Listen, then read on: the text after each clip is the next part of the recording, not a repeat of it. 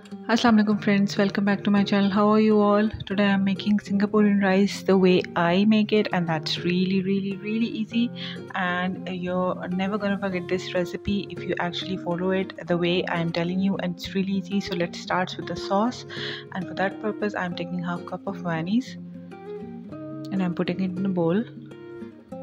This sauce is really important in this recipe because it's actually not actually the essence, but it's very important still. So I'm adding now ketchup, tomato ketchup, hot sauce or chili sauce, whatever you call it, 1 teaspoon, and a pinch of salt and a pinch of black pepper now, and I'm going to mix it well, and I'm going to add it in a nozzle bottle.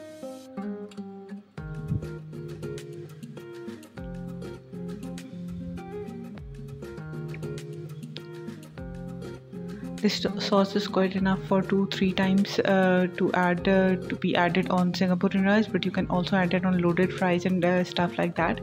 So let's start with the gravy now. So I've taken 1/4 cup of oil with 2 teaspoons of ginger paste and 1 teaspoon of garlic paste, and I'm gonna fry it for a while.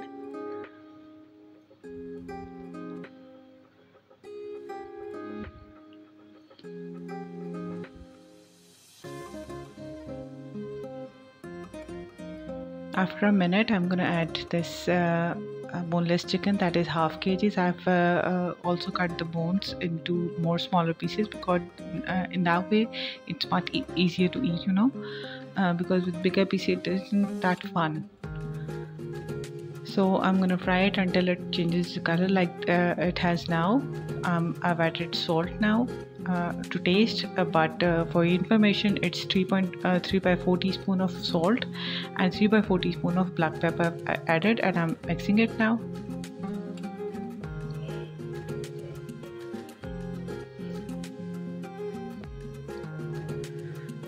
Now the Chinese sauces like soy sauce I've added. You can see the quantity written on the screen. Now the vinegar. You can also increase or decrease the quantity of the all the ingredients I'm adding. Now I've added the ketchup. I don't like much of the ketchup, so I've added 1/4 cup actually, but you can add more of it.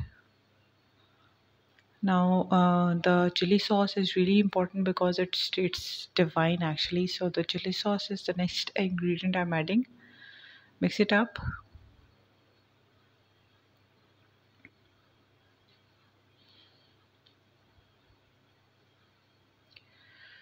Now the red chili powder in fact now is the next ingredient I've added. It's all to taste, whatever how much ever you want to add the sauces and the powders. Now I'm adding some water in it, and I'll cover and cook it for a while until the chicken is cooked.